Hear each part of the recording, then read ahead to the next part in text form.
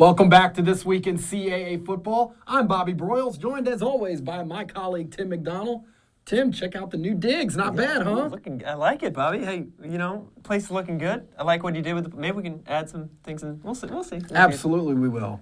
It was another exciting weekend around the league with many eyes focused on Albany, where the Great Danes christened their brand new stadium with their first ever conference game as a member of CAA football against a Rhode Island team that entered the weekend on a 15-game losing streak. And Tim, the Rams ended up going into Bob Ford Field and snapping the snide, essentially spoiling the party for the Great Danes with a thrilling 19-13 win in overtime on Comcast Sportsnet. This was a TV game seen on Saturday, Bobby. What an atmosphere.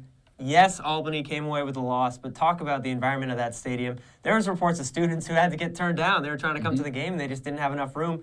8,500 was the announced attendance there. Great progress for this new stadium moving forward, Bobby.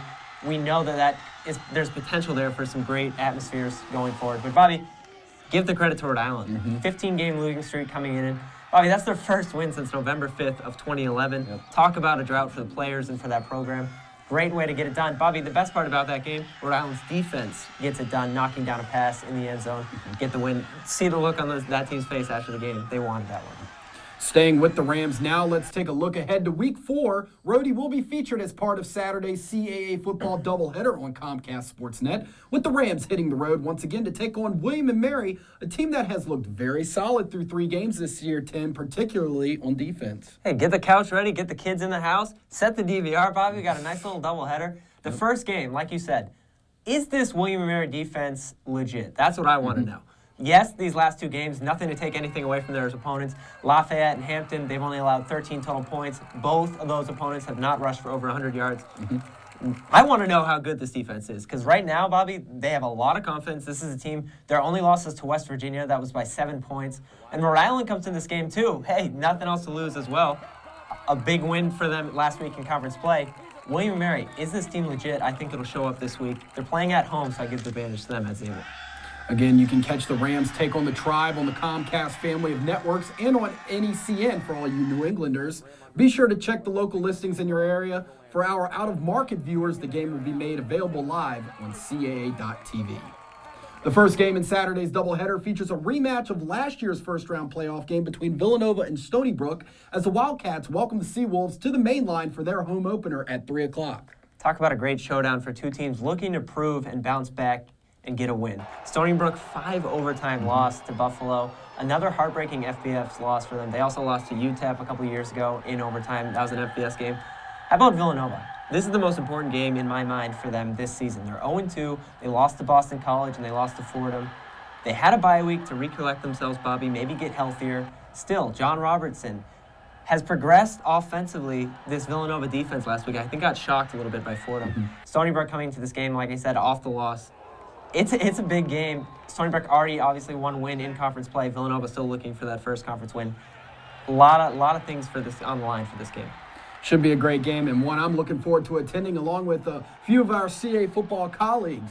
Remember, the game will also be broadcast on a number of Comcast Sportsnet affiliates as well as on CAA.tv for our out-of-market viewers. Now let's take a look at the rest of the action around the league. In our quick hit segment, we begin on Saturday at 2 o'clock with the red-hot Towson Tigers, who look to move to 4-0 with a road game against North Carolina Central. And usually, Bobby, I would say Towson is going to struggle because it's a road game, but this is going to be their 3rd road game, Bobby. They've had identical 49-7 wins. Right now, this team can't be stopped. What's impressing me the most is this defensive line. No one's pushing them around. No one's bossing them around. Expect the same results. Terrence West, touchdown machine. What else can you say? 5 touchdowns last week, tied a Towson record. Watch out for him again. The league's other unbeaten, Maine, will also be in action Saturday afternoon as the Black Bears head to Chicagoland to take on nationally ranked FBS foe Northwestern on the Big Ten Network at 3:30. How about the Black Bears heading into this game? This is their 2nd FBS foe, Bobby. They already beat UMass this year. This is a great game for them, opportunity-wise. Now, they don't want to go into this. They just want to try to stay healthy. I think this is a tough Northwestern team. How about Marcus Wasilewski, the quarterback last week, threw for 4 touchdowns to 4 different wide receivers. That's good for a team looking for a guy to step up on the outside as a wide receiver. That'll be the key, staying healthy in this game. Don't ask for too much. Don't try to do too much from the Maine Black Bears. Getting to the evening slate now, another home game for James Madison as the Dukes host the Charlotte 49ers for a 6 o'clock kick. James Madison last week looked sluggish and out of place in the first half versus St. Francis. They go down 7-3, eventually pull out and hold on to win 24-20. After the game, Coach Matthews was not happy with his team and how they prepared that week. Look for them to flip the switch a little bit. The only thing you have concerned, Charlotte is a football team that's brand new, not a lot of history, not a lot of tape. What's their identity? Teams don't really know it yet. That's the only danger. It's at home, though, so you have to let JMU.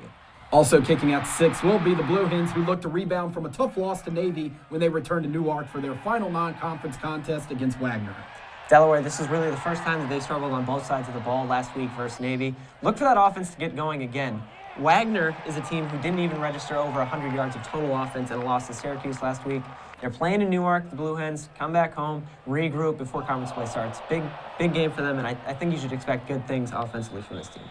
Another team looking to bounce back this week will be Richmond, which welcomes Liberty to Robins Stadium on Saturday at 6 for the team's first ever meeting in what should be a very intriguing matchup, Tim. Yeah, this is one of my most exciting matchups of the week.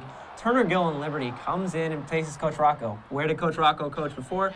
Liberty. So Liberty comes into the stadium. Watch out for their quarterback, Josh Woodrum. He's a kid who can move that offense. Liberty's a pretty good team. This is one of the better teams from the Big South. They're 2-1. Richmond comes in without Ben Edwards. Last week they lost another heartbreaker at Gardner-Webb. Another huge game for Richmond. It's at home, though.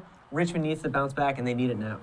Then at 7, Albany will look to get that first win at Bob Ford Field when it hosts former conference foe Central Connecticut State. Hopefully Bob Ford Field will be up and ready to go, rocking again. Central Connecticut State is a team who's 0-3 and really struggled. Albany needs to find its identity. Do they want to run the ball? Do they want to throw the ball with Fiacchi, the quarterback? Get back on track this week at home versus CCSU. It's a game that sets up nice for them matchup-wise. Remember, you can follow all of this weekend's action with the help of our game day page on CAAfootball.com, which features links to live stats and audio and video streaming for all 8 league games. Also, remember to check in with us on Sunday when we present our weekend rundown. You can also follow the league on social media, Bobby. If you have Twitter, you can check us out at CAA Football. Join the conversation, #CAAFB. Find us on Facebook, facebook.com/CAA Football. Instagram and Find, search CAA Football.